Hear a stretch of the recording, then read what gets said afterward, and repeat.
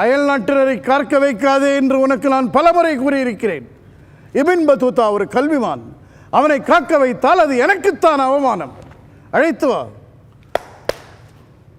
என்ன அது? இபின் பத்தூதாவை அழைத்து வர ஆளை அனுப்புகிறேன். நீயே எனக்கு ஆள், உனக்கு ஒரு சித்தாள், முட்டாள். ஒரு கல்விமானை இப்படியா வரவேற்பது? நீ போய் அழைத்து வா, அதுதான் மரியாதையாக இருக்கும். தாங்களே சென்று அழைத்தால் இன்னும் மரியாதையாக இருக்குமே. நான் சென்று அழைக்கும் அளவிற்கு அவன் கல்விமானா இல்லையா என்பதை அவனை பார்த்த பிறகுதான் தெரிந்து கொள்ள முடியும். அவனையோ நான் பார்த்ததில்லை. நான் அழைக்கும் அளவிற்கு மட்டும் அவன் கல்விமான் என்று எப்படி தெரியும்? உன்னை விட எவனுமே கல்விமானாகத்தான் இருப்பான். தங்கள் நாணயங்களை தாங்களே திரும்ப பெறும்படி நேரிட்டது. செப்பு நாணயங்களுக்கு இருந்த மதிப்பும் போய்விட்டது. நாட்டின் பொருளாதாரத்தையே சீர்குலைத்து விட்டீர்கள். பொருளே இல்லை, எங்கிருந்து வந்தது ஆதாரம்? பொருளாதாரம். பத்தூதா, என் தோல்விகளுக்கெல்லாம் காரணம் என் நாட்டு மக்கள் தான். என்னை புரிந்து கொள்ளவே மறுக்கிறார்கள். தலைநகரை தில்லியிலிருந்து தேவகிரிக்கு மாற்றினேன். வேறு யாருக்காவது இப்படி ஒரு யோசனை தோன்றி இருக்குமா? தோன்றவே தோன்றாது. தங்களுக்கு மட்டும்தான் தோன்றும். தில்லி மக்கள் தேவகிரிக்கு போக மறுத்தார்கள். தலைநகரை மாற்றியது இருக்கட்டும், தில்லி மக்களை ஏன் தேவகிரிக்கு போக சொன்னீர்கள்? தேவகிரியில் மக்கள் வேண்டாமா? மீண்டும் ஒரு தடவை இம்மாதிரி மரியாதையை தவறி பேசினால் சுல்தான் முகமது பின் துக்ளக் மிருகமாக மாறிவிடுவான். ஜாக்கிரதை.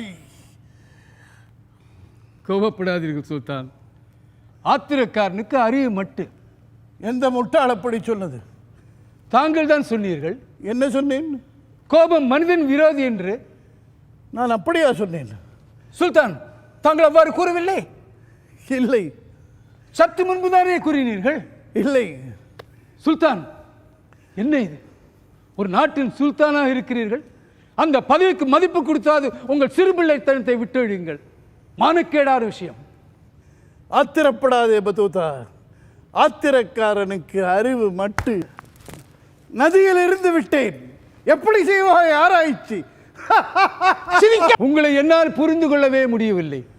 ஒருபுறம் இலவச மருத்துவமனை அமைக்கிறீர்கள், மறுபுறம் மனித வேட்டையாடுகிறீர்கள். இலவச மருத்துவமனை அமைக்கும் அதே கையால் எப்படி சுல்தான் மனித வேட்டையாடுகிறீர்கள்? இலவச மருத்துவமனைகள், மனித வேட்டை, என்னை கேட்டால் இரண்டுமே ஒன்றுதான் பத்தூதா. ஒருபுறம் ஏழை மக்களுக்கு நன்கொடை, மறுபுறம் தாங்க முடியாத வரி. ஒருபுறம் எப்போதும் அல்லாவின் திருநாமம், மறுபுறம் நெஞ்சிலே ஈவிரக்கமற்ற செயல்கள். அல்லாஹ் என்னை காப்பாற்றுவார்.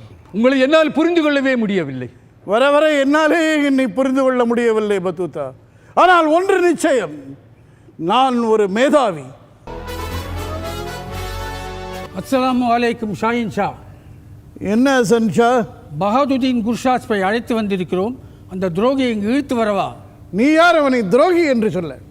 கூப்பிடு அந்த துரோகியை. சுல்தானின் அதிகாரத்துக்கு எதிராக புரட்சி செய்தா இல்லவா? ஆம், செய்தேன். அந்த புரட்சிக்கு நீதானே காரணம். மடத்தனமான கேள்வி ஹசன் ஷா.